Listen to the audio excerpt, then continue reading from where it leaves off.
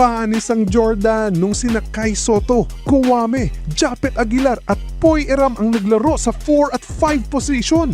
Naging mas malakas ang Gilas sa pagkuha ng rebound at yung depensa at opensa nga nila ay present rin sa loob ng paint. Mukhang hindi problema ang Jordan sa second round kung tamang preparasyon ang gagawin ng Gilas. At sa lineup natin ngayon, sa tingin natin kung merong Kai Sotto, kaya natin natambakan ng team ng Jordan na susunod nating makakalaban sa August. Pero kahit na walang Kai, ay sasapat na sana ang mga players na kagaya ni na AJ Edu, Junmar at Carl Tamayo. Sasapat na ito sa 4 at 5 rotation. Sa larong ito ni na Kai Sotto laban sa team ng Jordan ay 16 points, 7 rebounds, 2 blocks at 2 steals na meron pang 2 assists ang kanyang nagawa at naging dominant si Kai sa larong ito laban sa team ng Jordan. Ngayon nga ay nasa 4th window na tayo ng FIBA World Cup Asian Qualifiers at nakakalaban natin ang team ng Jordan. At magiging available na nga ba si Kai sa larong ito dahil maging mga bashers niya sa Gilas ay hinahanap na nga rin si Kai. Ito yung nakakatawang parte, maglaro man o hindi si Kai, manalo man o matalo, may iilan pa rin na bumabatikos nga sa ating big man na si Kai Sotto.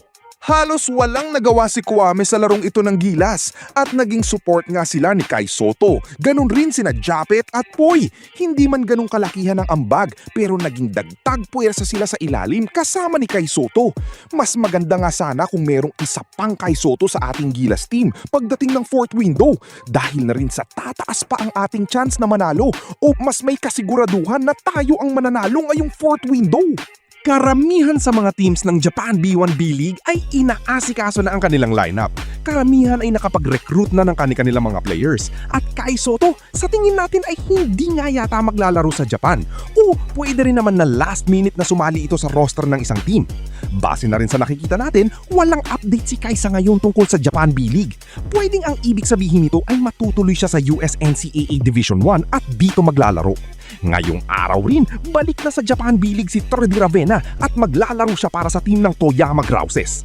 Nakasusubaybay tayo sa takbo ng mga player natin overseas at hindi na tayo magugulat kung maging si Kai Sotto ay mag-iba ang pasya at babalik sa Japan B-League dahil halos papuno na rin ang roster o lineup ng mga team sa Japan B-League.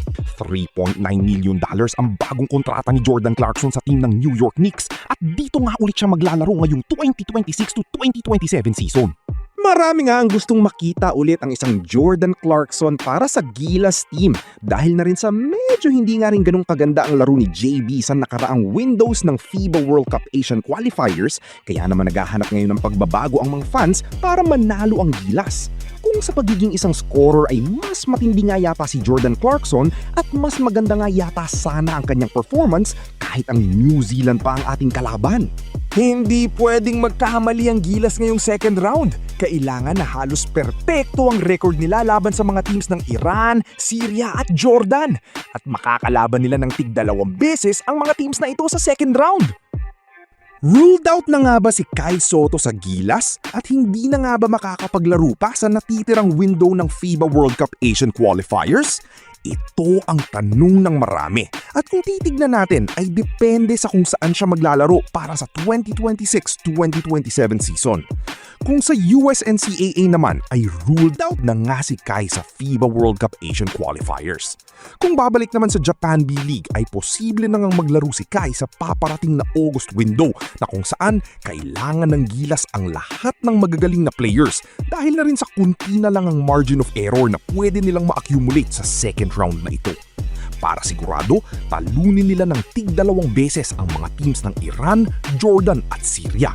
Dahil kapag naging 1-1 ang score sa 2 games ng Gilas laban sa team ng Iran, Jordan at Syria at may nakatalo sa team ng New Zealand alinman sa 3, Jordan, Iran at Syria, tiyak na sila ang makakapasok.